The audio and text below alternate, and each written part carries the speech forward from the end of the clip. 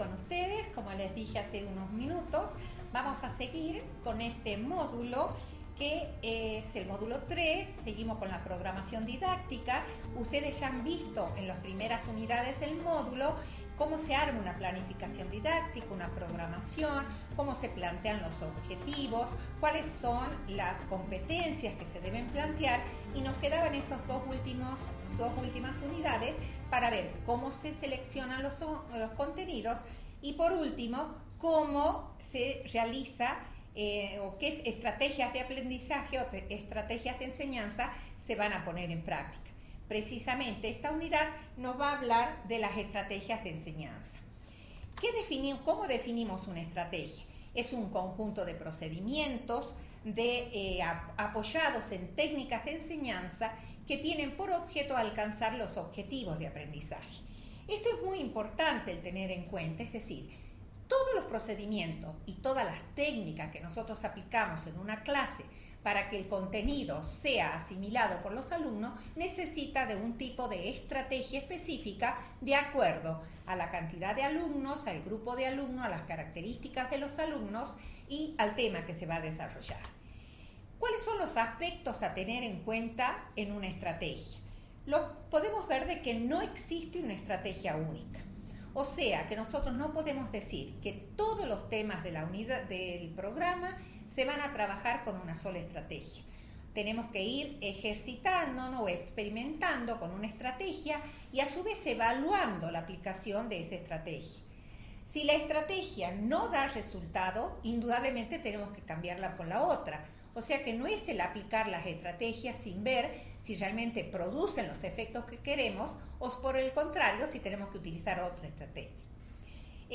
Cuando hablamos de las estrategias, hablamos también de la coherencia que tienen que tener con los contenidos.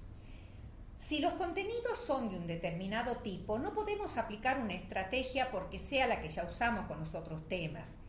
Tiene que haber una coherencia íntima entre objetivos, contenidos a desarrollar y la estrategia específica con la que vamos a trabajar. También vemos que hablamos de estrategias autónomas. Esto quiere decir que no todos los alumnos son iguales. Podemos aplicar para un grupo de alumnos, a lo mejor de un curso determinado, una estrategia, y para dar el mismo tema en otro grupo de alumnos, otra estrategia diferente. Las estrategias son individuales y deben estar contextualizadas. En tercer lugar, vemos qué recursos disponemos. Si nosotros pretendemos trabajar en un ambiente, con una clase, con una estrategia que necesitamos muchos recursos, tenemos que ver primeramente si la institución cuenta con esos recursos para que nosotros podamos utilizar esa estrategia. Es decir, que acá hay una relación muy directa entre los recursos disponibles y la coherencia con la institución. La institución generalmente nos va a permitir aplicar determinadas estrategias porque a lo mejor otras no se pueden realizar por falta de recursos, de espacio geográfico, de tiempo. O sea que nosotros al establecer las estrategias con las que vamos a trabajar debemos tener en cuenta todos estos aspectos antes de llegar a formular cuáles son las estrategias. ¿Cuáles son los tipos de estrategias? Acá tenemos varios tipos de estrategias que nosotros podemos trabajar en clase y que dan muy buenos resultados.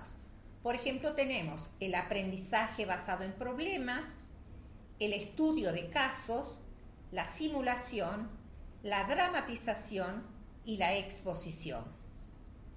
El aprendizaje basado en problemas es la solución o permite dar solución a los problemas y contextualizar el conocimiento. ¿En qué consiste precisamente este aprendizaje? Llevamos a la clase un problema de la vida real, que puede ser, por ejemplo, si trabajamos en derecho con un problema de algún juicio, si trabajamos en medicina con algún caso, alguna patología en especial, si trabajamos en ciencias de la educación con algún problema de alumnos repitentes, de deserción. Es decir, llevamos una situación problemática a la clase, le formamos los grupos necesarios, le permitimos a los alumnos que manejen todo tipo de bibliografía y que puedan ver qué solución darían a este problema. Una vez que termina el trabajo grupal, se hace la puesta en común y cada grupo da sus experiencias, se hacen sus relatos y se hace la socialización de todo lo que trabajaron los distintos grupos. Este tipo de aprendizaje es muy importante y nos lleva a lo que nosotros conocemos como el estudio de casos. El estudio de caso es muy importante, se trabaja mucho con el estudio de caso en todos los tipos de investigaciones sociales. Un estudio de caso es un relato que plantea una situación problemática extraída de la vida. Así como hace rato hablamos de un problema concreto, un relato es algo mayor que un problema, porque ya vemos este problema que habíamos planteado, pero visto con todas las otras variables que pueden llegar a influenciar en el problema. O sea que ya no lo vemos al problema aislado, como vimos en una primera estrategia, sino el caso con todas las variables que influyen. Entonces un estudio mucho más largo, más prolongado y que realmente da muy buenos resultados a la hora de trabajar en grupo. Además, mientras se están resolviendo el caso planteado, también se desarrollan los contenidos procedimentales y actitudinales, porque se ve la actitud de los compañeros, interrelacionarse con los grupos, trabajar, escuchar al otro, sacar conclusiones, es decir, no es un trabajo aislado que permite el contacto con todas las personas y llegan a la conclusión. Este estudio de caso requiere de un análisis, una investigación, una toma de decisiones y una resolución. Podemos dar un tiempo limitado para realizar el estudio de caso. A lo mejor para la resolución de problemas, que es el trabajo de la estrategia anterior, podríamos darlo a lo mejor en 2 horas o 3 horas. Quizás un estudio de caso podemos plantear en una primera clase cuál es el caso, permitir a los alumnos buscar la bibliografía, consultar la documentación que tengan a su alcance para que en otras 2 o 3 clases prácticas puedan llegar a ver entonces qué solución le van a dar al caso y también hacer la socialización a ver cuáles son las soluciones que dan los distintos grupos. Otra de las estrategias que se pueden desarrollar es la simulación. La simulación es muy importante porque a veces no contamos con casos de la vida real y necesitamos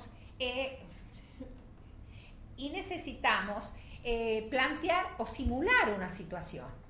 Suponiendo que queramos hacer una simulación, entonces vemos cuál sería el tema que nos gustaría que los alumnos traten, o los mismos alumnos pueden plantear un caso simulado, que es una situación que imita algún aspecto de la realidad, similar a las que deberá enfrentar durante su práctica profesional.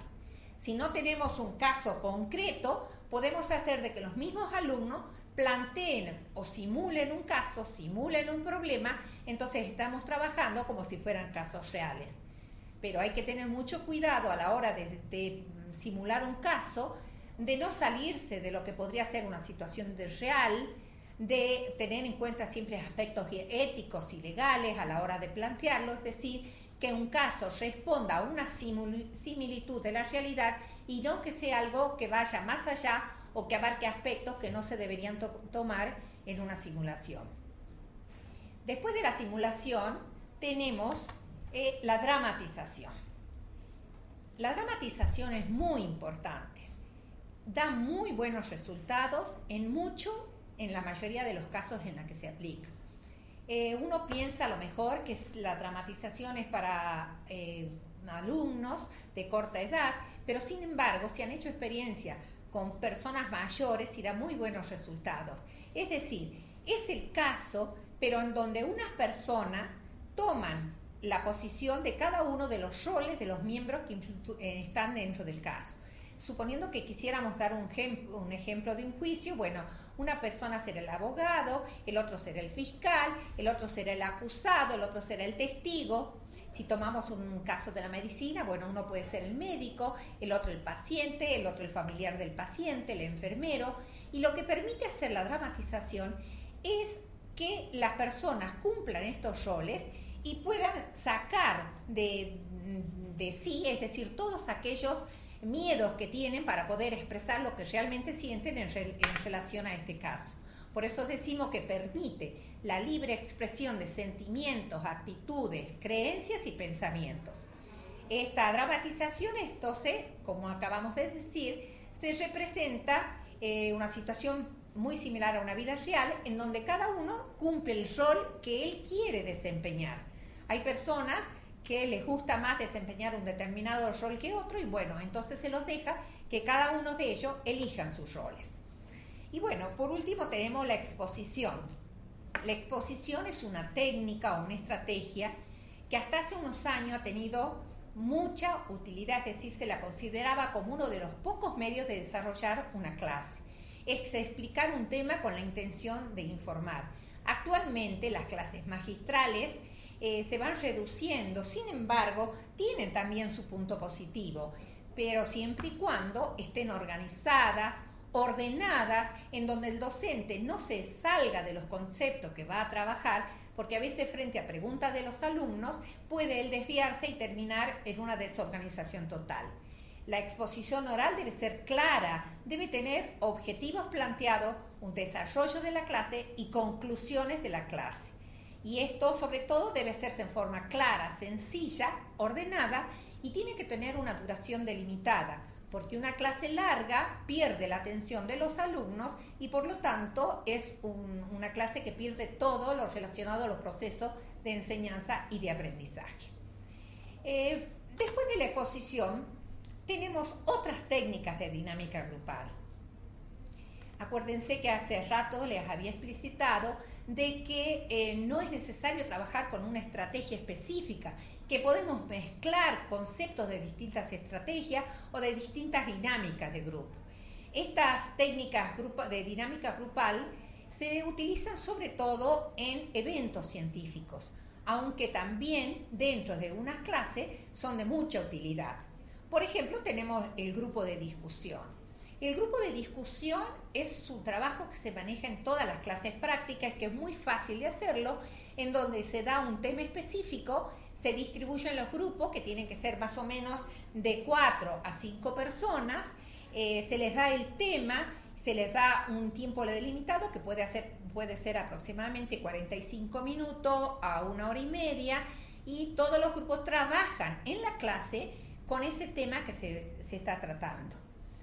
Puede ser cualquier tema, cualquier concepto, cualquier concepto teórico que queramos trabajarlo, ¿no? Entonces, al finalizar la clase, se presenta cada grupo con las conclusiones a las que arribaron o las investigaciones que realizaron en relación al tema.